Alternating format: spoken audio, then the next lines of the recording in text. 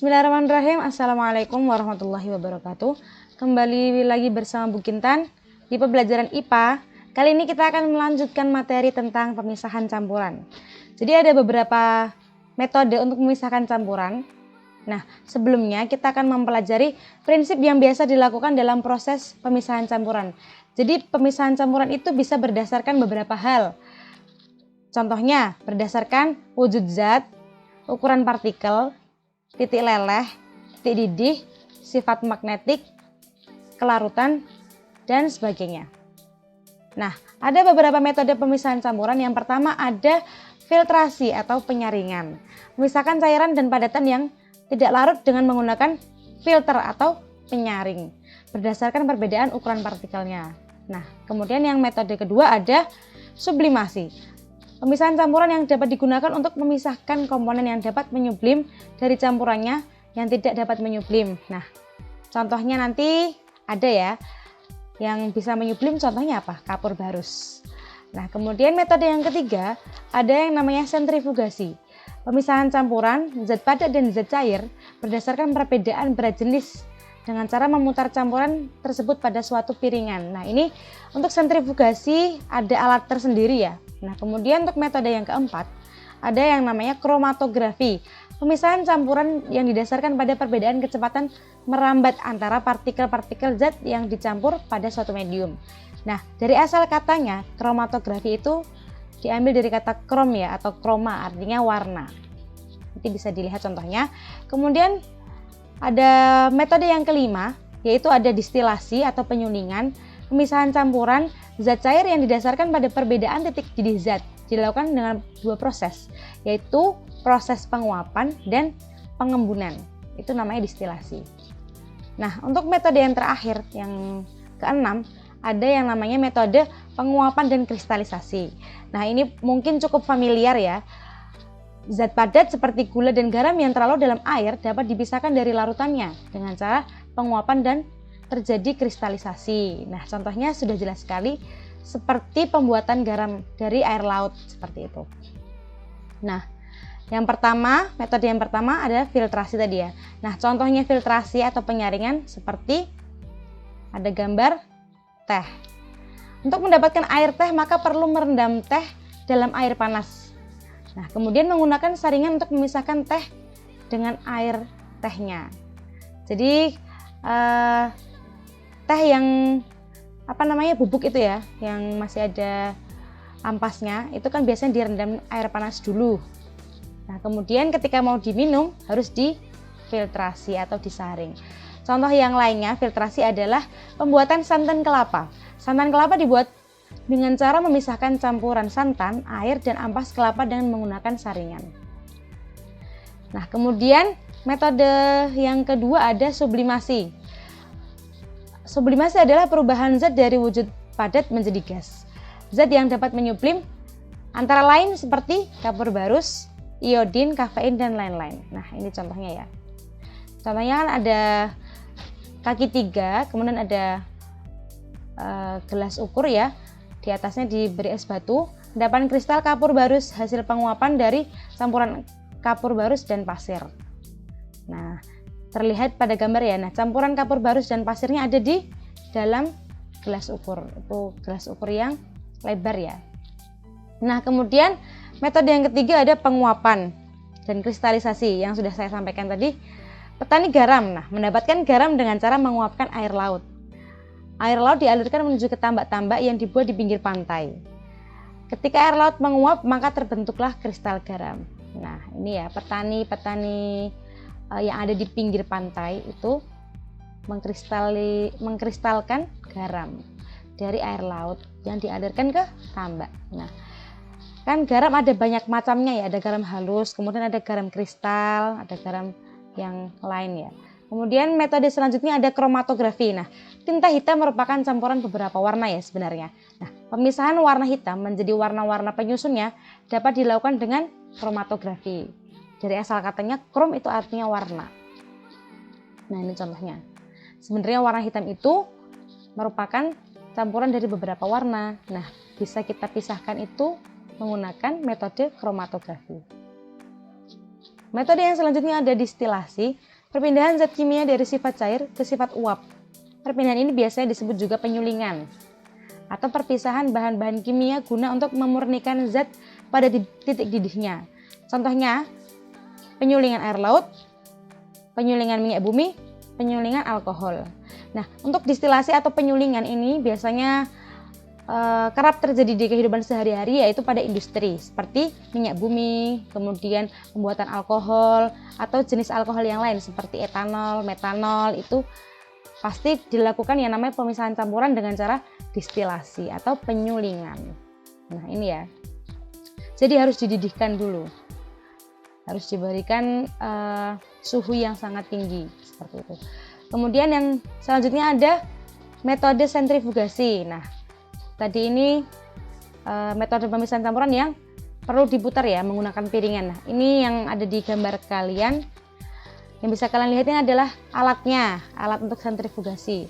Contoh pemisahan susu menjadi susu krim dan susu skim. Nah, itu tidak ada contoh gambarnya.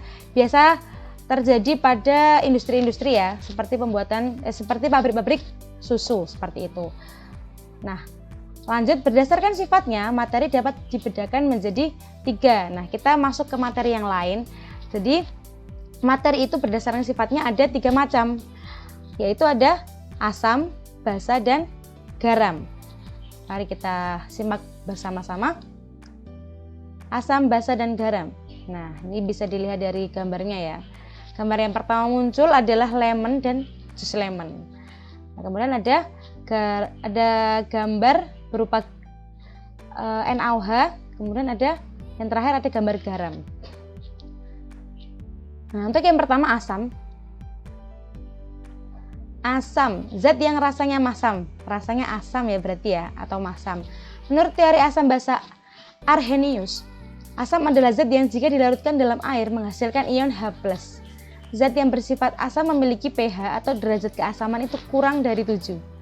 Ini diingat ya, kalau asam itu pH-nya atau derajat keasamannya itu kurang dari 7.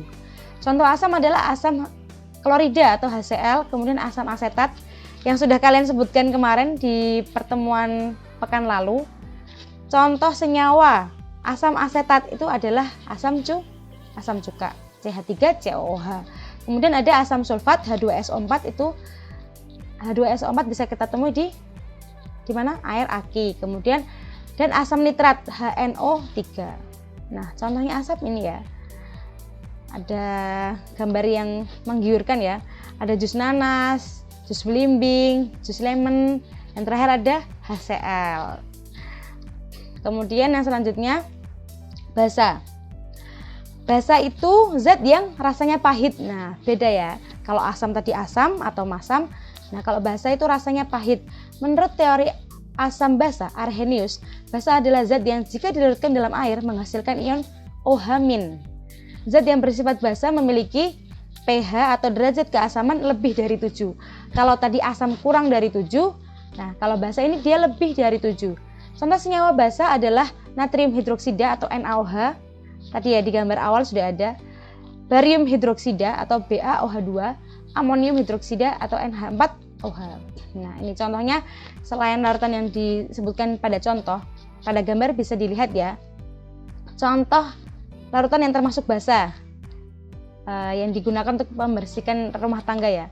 Jadi ada pembersih lantai, kemudian disinfektan, kemudian ada larutan NaOH, Kemudian ada yang paling ujung kanan itu adalah larutan deterjen ya, air deterjen. Itu juga termasuk larutan basa. Tapi jangan dicoba ya, walaupun pahit ya. Kalau air deterjen jangan dicoba. Kemudian yang selanjutnya ada garam. Garam bersifat netral, tidak menghasilkan ion H+ dan ion OH- dalam air. pH atau derajat keasaman garam tergantung pada komponen penyusunnya.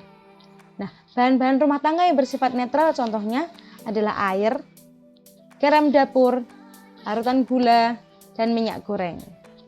Nah, beberapa poin sudah kalian sebutkan yang kemarin, termasuk senyawa. Ada senyawa H2O atau air, kemudian garam dapur dan sebagainya. Nah, ini contohnya garam ya garam. Oke, untuk yang selanjutnya ada tabel perbedaan asam, basa, dan garam. Bisa kalian simak di tabel ya. Ada sifat asam, sifat basa, sifat garam. Yang belum saya sampaikan tadi ada yang pertama, sifat asam itu dapat memerahkan kertas lakmus biru. Jadi ketika larutan asam dimasukkan lakmus biru, pasti akan berubah menjadi merah. Tapi ketika lakmus merah dimasukkan ke larutan asam, tidak akan berubah, tetap berwarna merah. Kemudian kalau yang sifat basa atau larutan basa itu dapat membirukan kertas lakmus berwarna merah. Ketika lakmus berwarna merah dimasukkan ke larutan basa, pasti akan berubah menjadi biru. Ketika lakmus biru dimasukkan ke larutan basa, tidak akan berubah, jadi tetap berwarna biru. Untuk sifat garam, tidak merubah warna kertas lakmus. Jadi ketika larutan garam dimasukkan kertas lakmus biru, tetap berwarna biru. Lakmus merah tetap berwarna merah, seperti itu. Nah, ada sedikit tambahan perbedaan asam basa, yaitu yang pertama, asam itu sifatnya, senyawanya itu bersifat korosif. Tahu istilah korosif? Korosif itu bersifat mudah berkarat. Nah, kemudian yang kedua, ada sebagian besar reaksi dengan logam menghasilkan H2. Nah, untuk yang basa, itu senyawa basa bersifat kaustik. Apa itu kaustik? Nanti dicari sendiri ya. Nah, kemudian yang kedua ada terasa licin di tangan. Makanya tadi contohnya ada larutan air dan deterjen. Nah, selanjutnya ada gambar ya. Ini gambar, dua gambar ini sama-sama alat untuk mengukur pH atau derajat keasaman. Yaitu yang pertama ada kertas lakmus. Tadi kertas lakmus ada dua warna ya. Lakmus biru dan lakmus merah.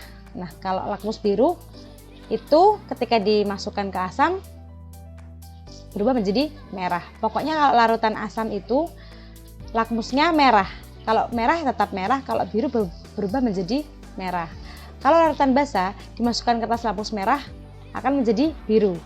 Lakmus biru dimasukkan ke larutan basa tidak berubah, tetap berwarna biru. Nah, kemudian ada satu lagi yaitu namanya kertas pH indikator. Nah, ini jadi kalau yang lakmus tadi kita bisa mengetahui ya, hanya sebatas kita bisa mengetahui ini, oh ini larutan asam, oh ini larutan basa. Tapi pH yang tepat atau angkanya itu pH-nya berapa tidak bisa. Nah, kita bisa memakai pH universal atau kertas pH indikator. Nah, itu bisa dilihat di gambar, ada universal test paper pH 0 sampai 14. 0 sampai 14. Kalau tadi yang 7, pH 7 itu sifatnya netral.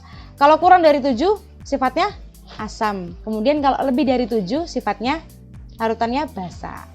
Bisa diingat ya. Ya, selanjutnya terima kasih.